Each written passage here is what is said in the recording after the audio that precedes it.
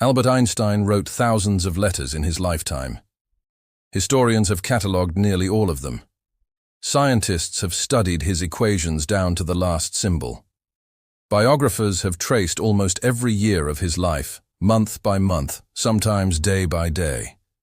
But there is one name that appears in his letters, a real person, his own flesh and blood, who then disappears completely. No death certificate, no grave, no photograph, no confirmed record of what happened to her after the age of about 2 years old. Her name was Liesl. She was Albert Einstein's first child, born before his marriage, kept secret from almost everyone, mentioned in a handful of surviving letters between Einstein and the woman who would become his first wife, and then, abruptly, never mentioned again. For nearly a century, most of the world didn't even know she existed. Historians only discovered her by accident in 1986, when a box of private letters between Einstein and Mileva Maric was opened for the first time.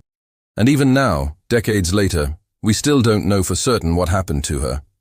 Did she die as an infant? Was she given up for adoption? Did she live a long, ordinary life somewhere, completely unaware or perhaps fully aware that her biological father was the most famous scientist in human history? There are theories. There is evidence. But there is no definitive answer. This is the story of Liesl Einstein, the daughter history nearly erased, and the mystery that, even today, nobody has been able to fully solve. To understand how this story came to light at all, you have to go back to 1986, more than 30 years after Einstein's death. A collection of personal letters exchanged between a young Albert Einstein and a young Mileva Maric between 1897 and 1903 had been kept privately within the family for decades. These were not scientific papers. They were love letters, intimate, unguarded, written by two people in their early 20s who were falling in love while studying physics together at the Swiss Federal Polytechnic in Zurich. When these letters were finally made available to researchers and later published, most notably in the volume The Love Letters, and subsequently analyzed extensively by Einstein scholars, historians reading through them found something nobody expected. References, repeated, specific, unmistakable references, to a child, a daughter. In a letter dated February 1902, Einstein wrote to Mileva asking about the baby's health, using the pet name Liesl, a diminutive, affectionate German nickname, roughly translating to Little Liesl, itself typically short for Elizabeth. At this point, Einstein and Mileva were not yet married. Mileva was living with her parents in Novi Sad, in what is now Serbia, at the time part of the Austro-Hungarian Empire. Einstein was in Switzerland, struggling actually, to find steady employment before eventually landing his now famous position at the Swiss Patent Office. This alone would have been a scandal by the moral standards of early 1900s Europe. An unmarried pregnant woman, a child conceived out of wedlock, for a respectable, if financially unstable, Serbian family, and for Einstein's own more traditional German Jewish family who, incidentally, largely disapproved of Mileva to begin with. This was the kind of secret that had to be buried completely. And it was. Liesl was born in late January 1902, most historians believe around January 27th, based on cross-referencing the timing of the letters. She was born in Novi Sad, at Mileva's family home, away from Einstein, away from any public record that could connect her to him. Einstein, notably, never once visited. In the surviving letters, he writes about her from a distance, asking how she is, expressing affection, at one point even joking about wanting to hear her laugh and worrying whether she resembled him. In one particularly striking letter, he wrote asking whether she can already cry properly, and mentioned wondering what she looks like. These are the words of a father who was, in some emotional sense, engaged, but who never once, according to any surviving record, saw his daughter in person. Why would Einstein never visit his own daughter? The answer lies in the brutal social realities of the era, realities that are easy to forget from a modern vantage point. In early 1900s Central Europe, an illegitimate child could permanently damage a woman's reputation and, by extension, her family's social and economic standing.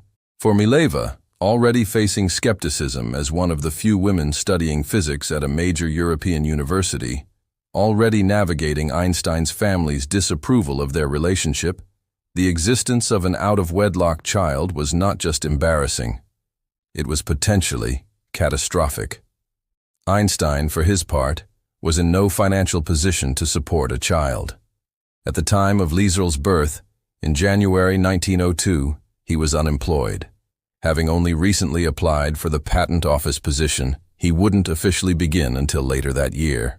He was, by his own letters, anxious about money, anxious about his career, and many historians argue deeply conflict-averse when it came to confronting his family about Mileva and the pregnancy. So the decision, made largely by Mileva and her family, was secrecy. Liesl remained in Novi Sad, raised at least initially by Mileva's parents, while Mileva herself eventually returned to Switzerland to be with Einstein. In January 1903, roughly a year after Liesel's birth, Einstein and Mileva married. Liesl did not come with her. This is one of the most quietly devastating details in the entire story. Mileva left her infant daughter behind with her own parents in Serbia and moved forward into a new, socially acceptable married life with Einstein in Switzerland. A life in which, as far as the historical and public record shows, Liesl had no place. The couple would go on to have 2 more children together, sons Hans Albert, born in 1904, and Eduard, born in 1910, both of whom were raised openly, both of whom appear extensively throughout Einstein's later correspondence, biographies, and public life. Liesl does not. After September 1903, when Einstein makes his last known written reference to her in a letter mentioning that Liesl had scarlet fever, she vanishes from the historical record entirely. No further letters mention her. No death certificate has ever been definitively located. No adoption papers have been confirmed. She simply stops appearing in any document, anywhere, that historians have yet found. So what actually happened to Liesl Einstein? Historians and biographers have proposed several competing theories over the decades since her existence became known. None has been definitively proven. Let's examine each one honestly. Theory number 1. She died of scarlet fever in infancy. This is considered the most widely accepted theory among mainstream Einstein biographers, including Michel Zackheim, who conducted one of the most extensive investigations into Liesel's fate for her 1999 book, Einstein's Daughter. The theory rests on that final surviving letter from September 1903, in which Einstein references Liesl having scarlet fever, a serious, sometimes fatal bacterial infection in the pre-antibiotic era, particularly dangerous for infants and young children. Scarlet fever mortality rates in early 1900s Europe, especially in less medically developed regions like rural Serbia, could be significant. If Liesl died from complications of this illness shortly after that letter was written, it would explain her sudden and complete disappearance from all subsequent correspondence and would align with the grim, if common, reality of childhood mortality at the time. However, and this is crucial, no death certificate for Liesl has ever been found, despite extensive searching by researchers, including Zackheim, in regional Serbian archives. An alternative theory suggests Liesl survived the scarlet fever and was subsequently given up for informal adoption, potentially even without a formal paper trail, which was not uncommon for illegitimate children in this era and region, particularly to avoid any documentation linking her back to her biological parents. Some researchers have speculated she may have been raised by a family friend or distant relative, her true parentage deliberately obscured to protect Mileva's reputation and to prevent any public connection to Einstein, whose fame, though not yet at its later heights in 1903, was already beginning to grow within academic circles. Theory number 3. She lived a full anonymous life. The most tantalizing and least evidenced theory suggests Liesl may have lived a complete ordinary life somewhere in Serbia or elsewhere in Europe, entirely unaware, or perhaps quietly aware, of her biological connection to one of history's greatest scientific minds, with no public record ever surfacing to confirm it.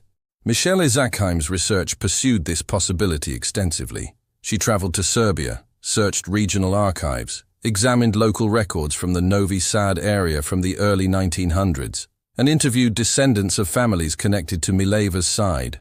She ultimately leaned toward believing Liesl most likely died young, but she, like every other researcher who has examined this case, stopped short of a definitive conclusion, citing insufficient surviving documentation. Why is there so little evidence either way? This is, in some ways, the most important question of all. Record-keeping in early 1900s, rural Austro-Hungarian territory, modern-day Serbia, was inconsistent, particularly for illegitimate children, whose births and deaths were sometimes deliberately left off formal registries to avoid social stigma for the family involved.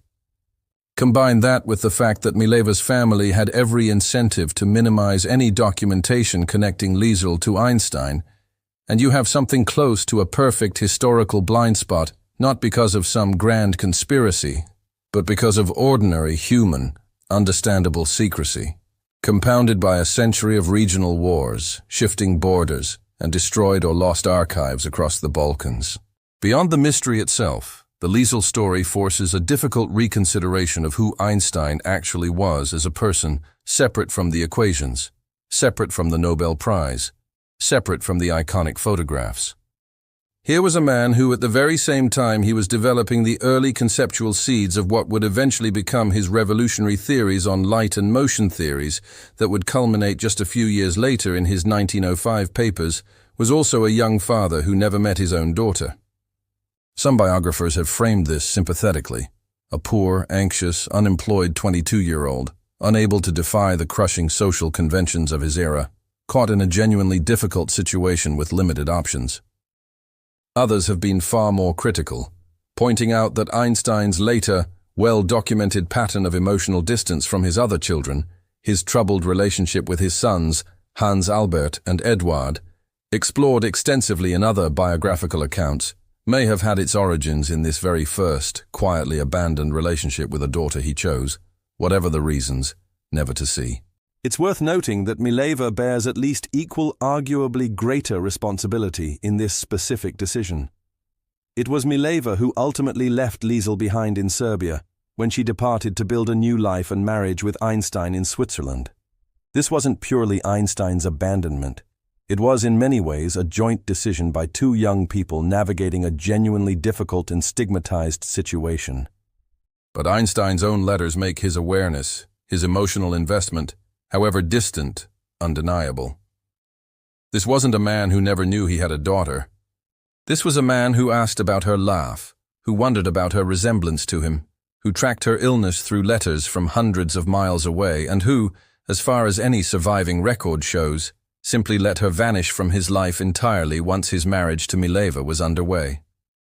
Historian Michelle Zakheim, after years of research, described the situation with a kind of restrained sorrow, noting that whatever became of Liesl, her existence complicates the tidy, mythologized image of Einstein as a purely benevolent, gentle genius. It adds, instead, a quieter, more uncomfortable dimension. A young man capable of profound theoretical insight and also capable of walking away from an inconvenient, socially costly truth. Even today, decades after the 1986 letters first revealed Liesl's existence to the world, researchers and amateur historians continue searching regional Serbian archives, church records, and family histories, hoping to close this gap in the historical record finally. Occasionally, claims surface individuals or family researchers suggesting a connection to Liesl through obscure genealogical lines in the Novi Sad region. None of these claims have ever been substantiated with documentary evidence that historians consider conclusive. But likely is not certain. And in the absence of certainty, the mystery persists. What remains undeniable is this. For over 80 years, the world's most documented, most analyzed, most photographed scientific mind had a completely hidden chapter of his personal life. A daughter whose fate we still, genuinely, do not know. So here's where this story leaves us. A letter, dated February 1902, asking about a baby's health. A letter, dated September 1903, mentioning a fever, and then nothing.